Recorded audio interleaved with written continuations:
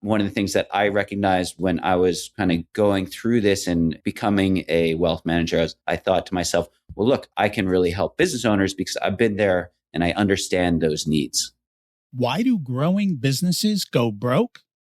Welcome to the Profit Answer Man podcast. I'm Rocky Lalvani, and I help 7- and 8-figure business owners scale profits and cash flow while working less.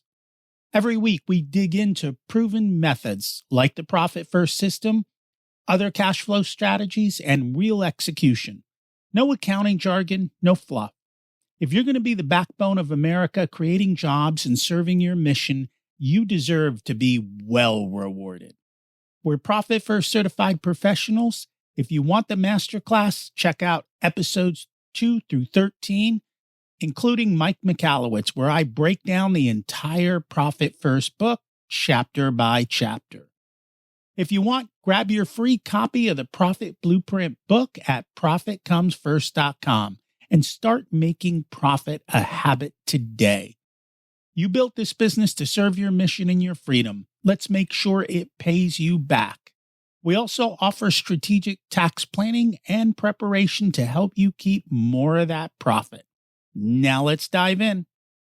Today's guest is Nate Collins, a former CEO who sold his company for mid-8 figures and then realized the exit can still cost you millions if you're not prepared. In this episode, Nate breaks down why smart business owners keep too much cash trapped inside the company, how to pull profit out safely and build your personal wealth, and the big mistake that led to millions in avoidable taxes. We also get into the part that nobody talks about, the identity shock after the sale, and how to plan so your exit gives you freedom instead of regret.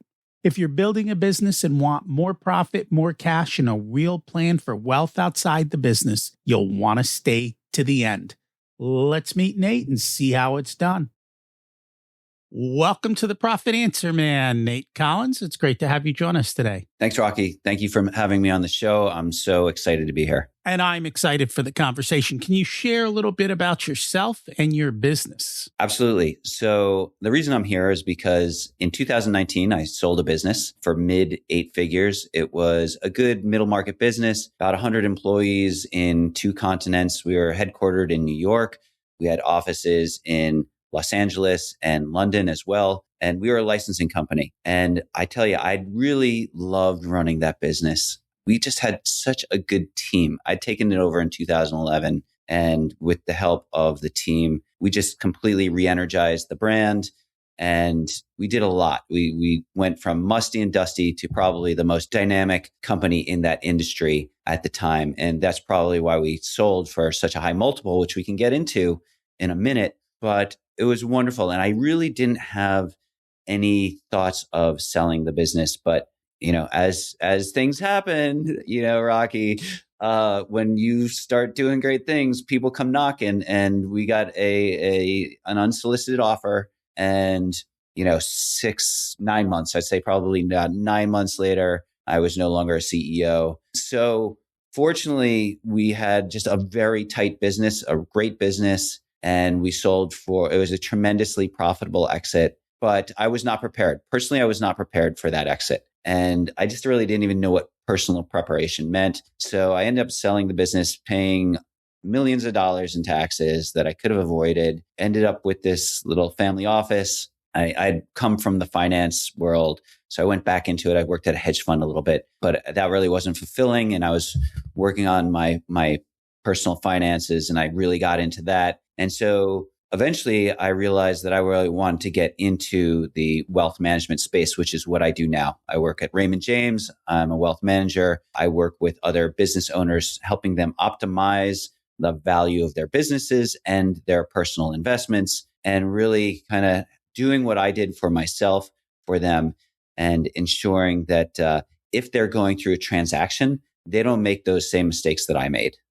Before we get to the mistakes, that's a long conversation. A lot of business owners don't like to take money out of their company and invest it in the stock market, mutual funds, and so forth. And I am a big fan, especially with Profit First, of taking that profit money, removing it from the company, and building another nest egg, whether they decide on real estate or stocks or some other way of doing it. I really think you need to protect yourself by having money in more than one place. I don't know why business owners are so hesitant, though. Some of them will do it through a 401k, but a lot of times they don't even, like, we just went through the end of the year. Everyone's like, let me buy a truck. I'm like, no, why don't you go fund your retirement account with 50, 60 grand? Because you can do that and you get to keep the money and get the tax deduction. Why do you think business owners are so hesitant to do that? I think that's a great question and a dilemma that I think even I had as a CEO. And I think it's because you, as a business owner, first of all, you're used to bootstrapping and you never feel like you have enough. And you always want to have that extra buffer because volatility happens. And you just want to be prepared. You spent so much energy on this business. So that's one, just being prepared for uncertainty or being prepared for unseen circumstances. The other thing is, I think business owners are trained to keep money in the business because of the tax advantages. And that could be through buying another truck for their business or for buying another building for their business. Now, that there are so many ways that you can diversify your portfolio through investments. I wouldn't recommend necessarily another truck if you don't need one because that's a depreciating asset. But you could buy a warehouse, and there's some really great tax advantages of doing that.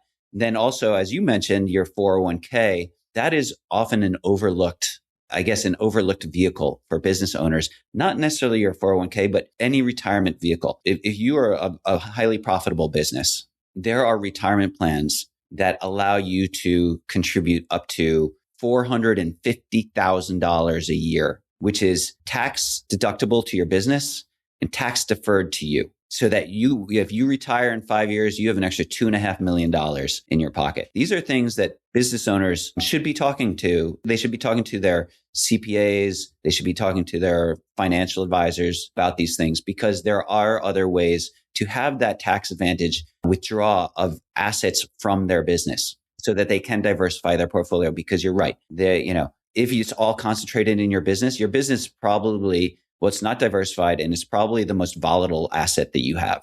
It is. And that's why I want safety outside the business. And here's the thing. If you knew your business could blow up and you knew you'd be safe, you take a lot more risks. You take a lot more bold action.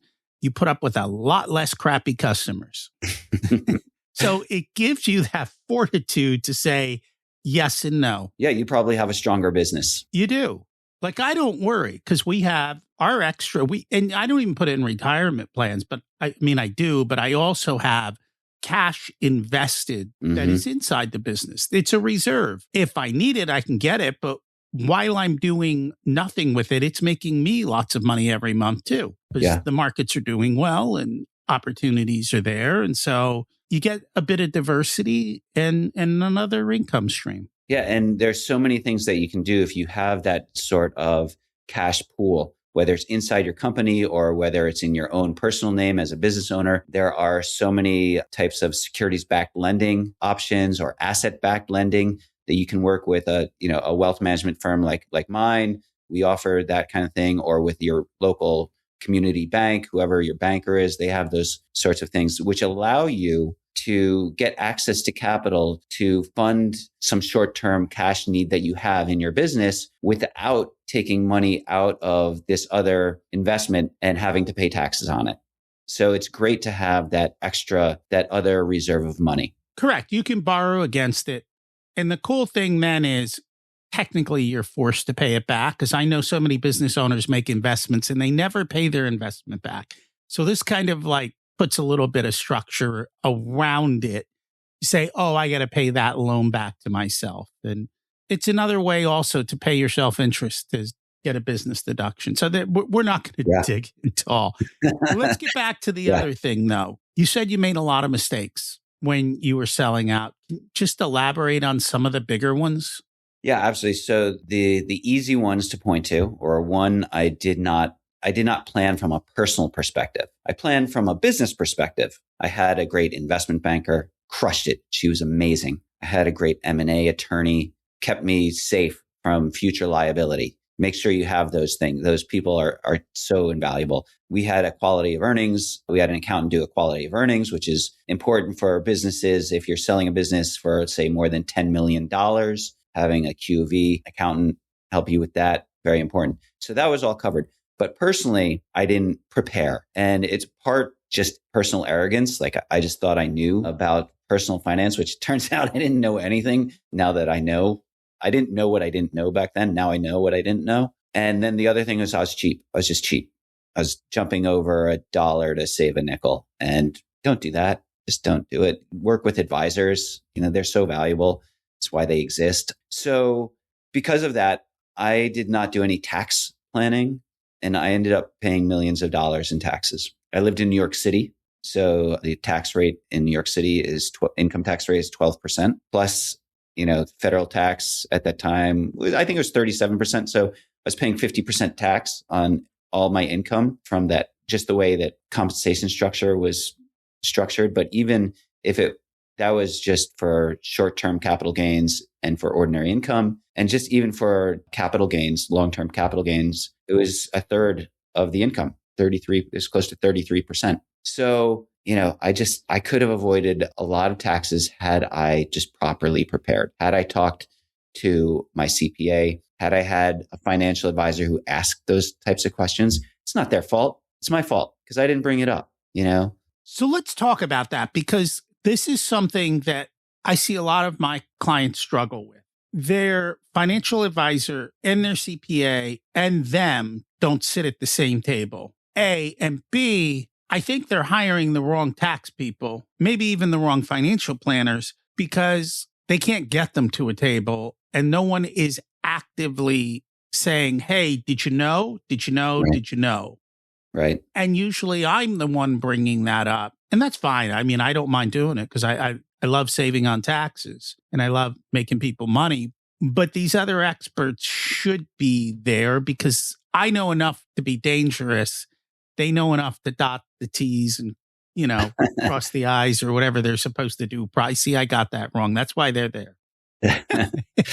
To make sure it's done correctly and to know, because there's so many different little loopholes and intricacies that you have to be aware of. Yeah, absolutely. And, the way I look at it is 98% of accountants, probably more, are really focused on just getting your taxes done. And they talk to you a couple times a year and they get your numbers and they just want to get your taxes done. They don't get paid a whole lot of money. They have their own system. And so unless you're sitting down and you know which questions to ask them, they're probably not going to say, hey, you should be thinking about this. They're usually looking backwards. Accountants are not typically looking forwards. And then your financial advisor, 98%, maybe more, are really just focused on what your investments are. What money do you have? This is how you invest it. They're not thinking about your entire financial portfolio, which includes the value of your business, or includes an upcoming business liquidation, or includes your ability to extract cash out of your business to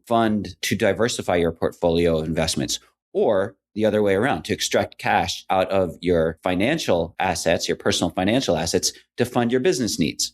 That's typically not the things that financial advisors are looking at. And that is why one of the things that I recognized when I was kind of going through this and becoming a wealth manager, I thought to myself, well, look, I can really help business owners because I've been there and I understand those needs. And we talked about this before we hit record.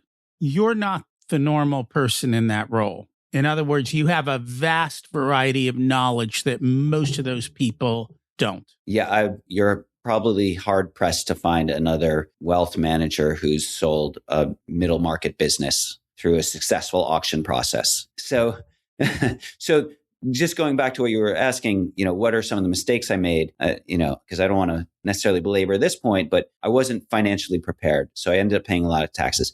The major mistake that I made was that I didn't really understand the emotional toll that selling your business would take as you're transitioning to the next chapter. People would tell me, they would say, listen, selling a business is hard, which it is. Going through due diligence is really hard. It's like having a third job, right? You have your business, your first job, your family, your second job, or switch those two depending on your work-life balance.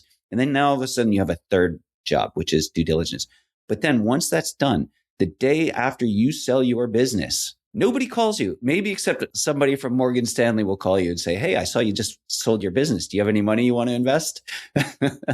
But generally, nobody calls you. You are not relevant in that industry anymore. You are not relevant to that company anymore. And I say that, and it sounds really, I guess it sounds negative, but I'll also say this. I hope that everybody who's listening to this podcast has an opportunity to sell their business at some point, because it is a tremendous experience. And it is so gratifying to come to the conclusion of that chapter and be able to have the flexibility to then go ahead and do anything you want afterwards. But I'd say this, be prepared, be properly prepared to move into that next chapter, because what happens is that your identity becomes so ingrained in that business that you have either built or you took over or that you're running, that once you sell that business and it's no longer there, you have this giant void in your life. You have this void that is your identity. It was I'll backtrack. When I had my business, I had a purpose. My purpose was to run my business, support my team, support my clients every day. And I loved that purpose. I had my community, that team, the clients, people in the industry.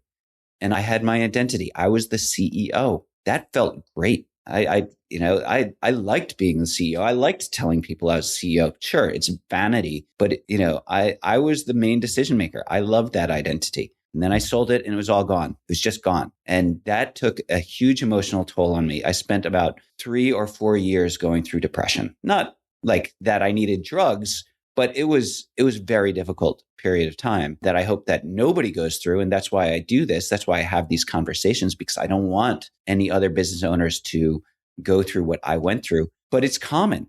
There was a study, a South African study that followed CEOs and found after they sold their businesses or after they exited their businesses, they went through what the researchers called a liminal phase. A liminal phase, which is between two periods, period that's marked by uncertainty, feelings of uncertainty, worthlessness, confusion, regret, depression. There is a PricewaterhouseCoopers survey that found that 75% of business owners who sold their businesses profoundly regretted the transaction just 1 year later. And it's not because they didn't get enough. Maybe they wish they had got a little bit more, but usually it's because they're going through this liminal phase. They've lost their identity. They don't feel like they are valued or have value in the world anymore. So just be prepared for this phase. And there are certain things you can do to get prepared for that. And that's a big part of what we talk about on our other podcast, Rich Your Soul, is the meaning part of life and how to get ready from that. And we always tell people, you have to, I'll use the word retire, but for business owners, it's not necessarily retire, but you have to retire to something. You have to sell your business and be ready to go to something, whatever that next thing is. Not to say you don't take 6 months or a year off. That's fine. But you're going somewhere, not just it's all done. And that's usually the story. The papers get signed and you go home and then you just watch the bank account waiting for the wire to come in. And then the wire comes in and you're like, oh. Yeah. I mean, that is a great moment. The wire comes in. That is a great moment, but that feeling lasts for about 5 minutes. Mm-hmm. The feeling lasts for 5 minutes. And I can tell you that although we all strive for financial freedom, for personal prosperity does not equal personal fulfillment. And you are not going to feel fulfilled with a full bank account. So there are other things that make you feel fulfilled. And, there are thousands of psychology courses on this that you can find. For me, my business coach told me it's 3 things. And hopefully people who are listening to this can take this and think about it for a bit. But for me, it is number 1, purpose, having a purpose that is something greater than yourself, whether that is your faith, your family, or something else, but your purpose. And it should take up a lot of your time. For me, my purpose now is to support other entrepreneurs and executives who are going through what I went through. And that takes up my full day, right?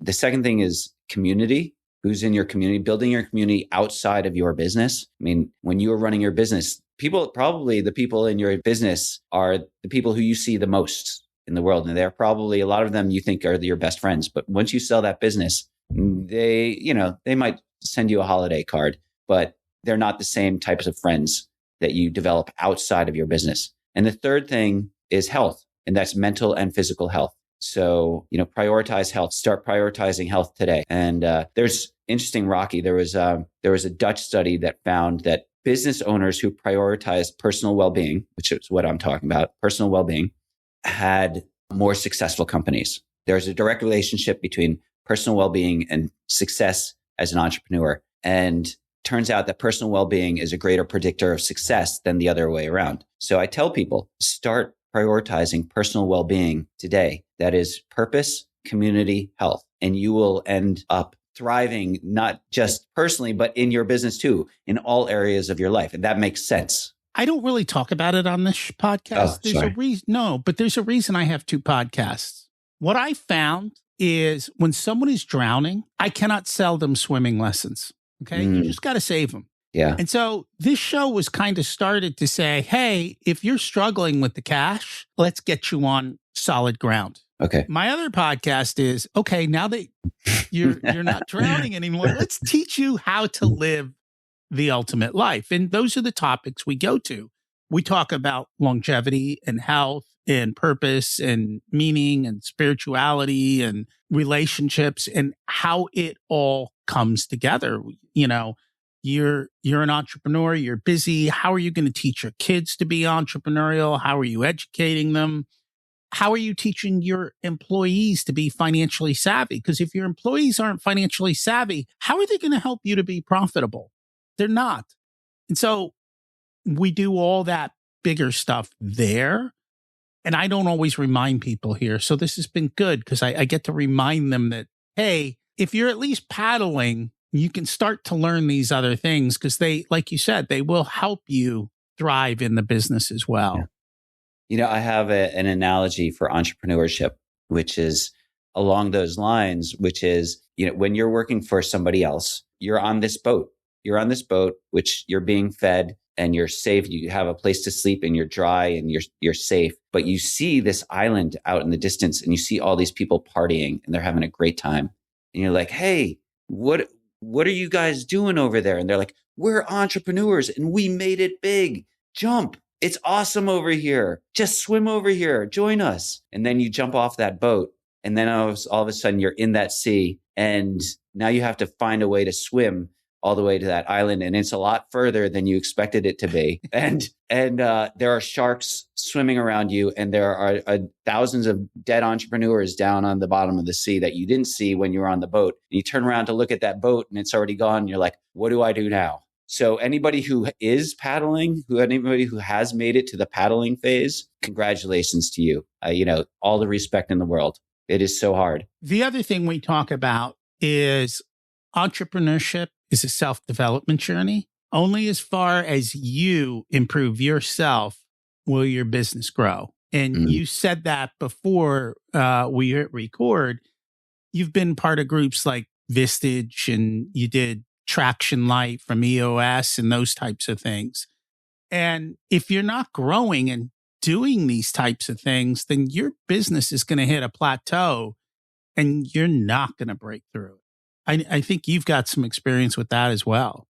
Yes. So I was a Vistage member from, I think, starting in about 2015 through when I sold my business. And I would say it was incredibly helpful for me because for those of you who don't know, Vistage is a peer-to-peer CEO mentoring group. It's the largest in the world, I believe, with 18,000 members plus. And you get together on a monthly basis with a group of CEOs, typically anywhere from 10 to 20 people in a room. And you talk about the challenges that you're facing and having the insights from other people who have been walking in your shoes, those other people who have experienced the same things is tremendously valuable. It's better than getting solutions from a salesperson. It's better than getting solutions from your team who may not understand the whole picture. It's a great experience. I highly recommend everybody to take a look into Vistage groups. And I'll tell you this, your employees want you to be a Vistage member. Your family wants you to be a Vistage member. Your investors want you to be a Vistage member. Your customers want you to be a Vistage member. It just makes you a better person, a better leader, a better business person in general. So, my team really helped me go through this transaction process. They didn't tell me about the personal finance bit, or they did warn me about how difficult it would be to transition into the next phase. But just like parenthood, right? When you are about to have a child, people will say, parenting is really hard. You say, yeah, I know, I've heard, I'm ready. But you're not really ready until you're in it. And you're like, well, this is a lot harder than I expected. So, but my Vistage group I would not be here today. I would not have had such a successful exit if it were not for my Vistage group. And then you were mentioning traction. Yes. So when I first took over my company in 2011, it really had a lack of processes. That was probably the number one reason that we were in distress. Company was in distress. There was just a lack of processes, a lack of leadership. It took me a few years to realize that there was just no organizational process. And the big factor was that there was really no organized communication. So I did read Traction, and I took a lot of elements from Traction, that EOS, and it changed everything for us. Once we had a documented, predictable organizational communication process, everything just started getting better and easier. I could have stepped away from my business for 6 months and it would have been fine. Everybody knew what they were doing.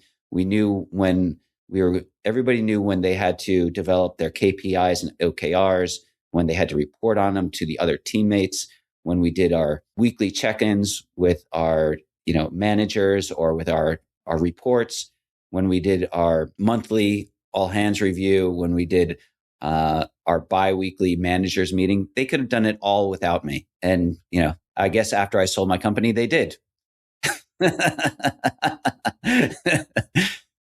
And that is very true. It makes life easier. That is really the key. And you get asked tough questions and you have to answer them.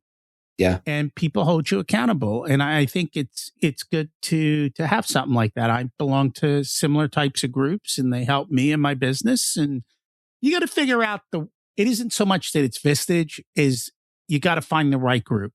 It's right. The people. So two Vistage groups are completely different. You have to find the group that really matches to you and that you can work with. We've been talking a lot about exits, but I don't think people realize, I know you do, half of exits are forced by death, in which case you don't have to worry about it unless it's your partner, divorce, right? And so that's why you got to keep your spouse happy.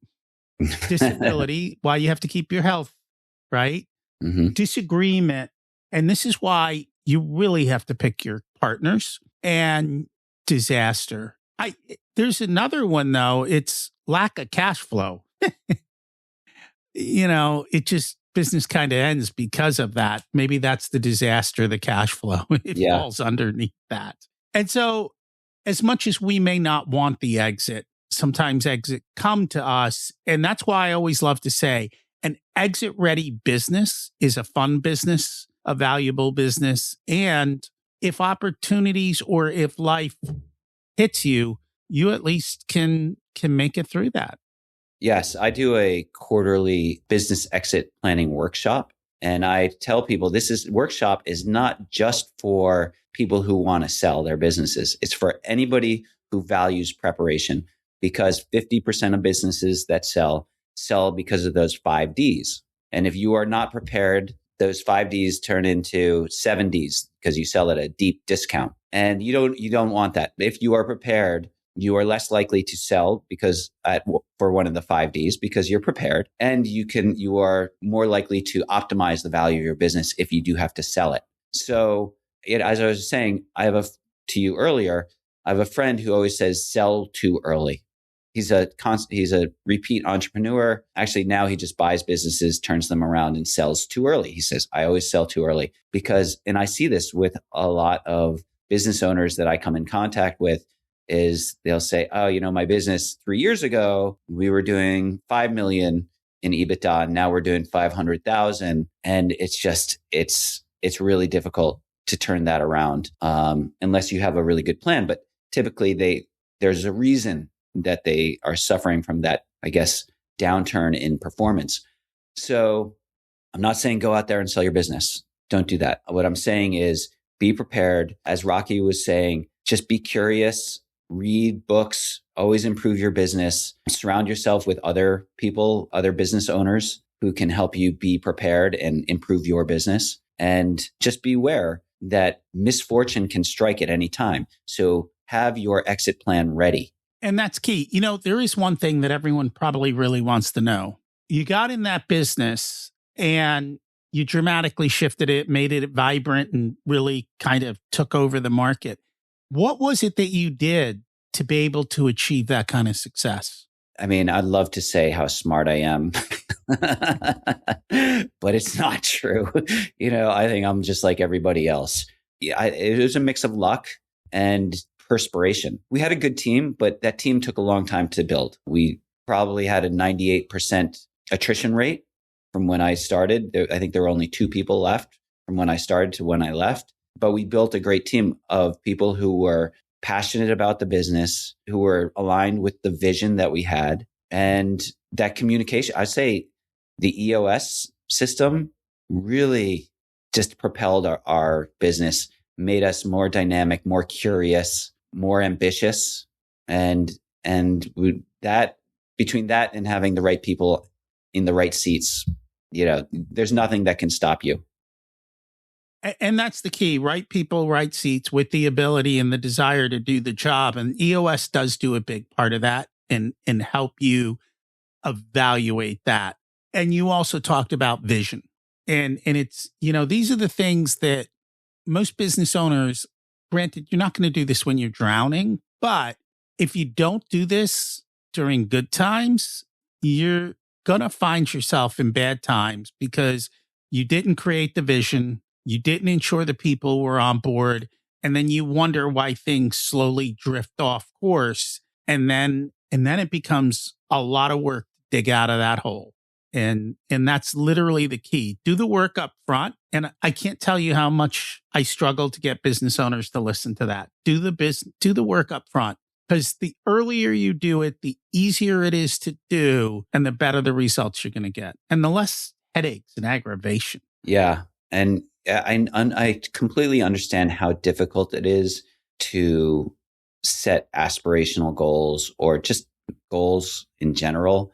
I understand how hard it is to work on the business rather than in the business when you are drowning, but try to take some time to do that because it's still valuable. It will still help you. It will help you see things from a different perspective. And that was probably the first 2 or 3 years of my experience running this business. Was we were just drowning all the time, but we were able to come out of it partially by luck and a great team and good vision and working on ourselves. We were just always working on ourselves. And so that's important. That it is. If people would like to learn more about you, maybe connect with you, how do they do that? So the first easiest way is to email me, which my email address will probably be in the show notes, or contact information will probably be in the show notes. But in case it's not, it's nate.collins@raymondjames.com. Super easy. I'm also easily findable on LinkedIn if you just type in Nate Collins, Raymond James, or on Google. And I would like to encourage everybody who's listening to attend one of my free business exit planning workshops. It's a webinar. I do it on a quarterly basis. It's interactive. I have a workbook that helps you identify your goals.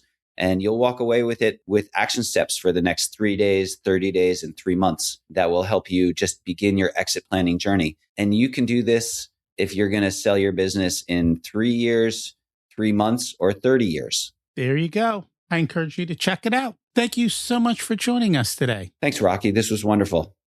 One thing is crystal clear. Your business is not your retirement plan. Profit isn't just a score. It's the fuel that lets you build wealth outside the company. Take smarter risks and stop making desperate decisions when cash gets tight. If you know another owner who's still leaving everything trapped in the business or thinking I'll deal with an exit planner later, share the episode with them. It could literally save them years and a lot of taxes. What about you? What are you going to do differently? And who are you going to put on your team to help you make sure it gets done? Tired of scaling and growing beyond your cash? Ready to end the cash flow roller coaster and build real wealth inside and outside your business? We should talk. I serve 7 and 8 figure mission-driven business owners increase their profit and cash flow while working less. We help you build the businesses that run without you, so you work less and make more. Book your discovery call today. There's a link in the show notes. You'll work directly with me as your Chief Profitability Officer. If you're a 6-figure business owner, check out the Profit Blueprint program at profitcomesfirst.com. It's your guided path to mastering your numbers with my assistance at an affordable investment for your revenue. Check out my other podcast, Richer Soul. It covers leading yourself and building the ultimate life and business. There's also a link in the show notes. Thanks for listening to the podcast, where revenue is vanity, profit is sanity, and cash is king. Have a profitable week.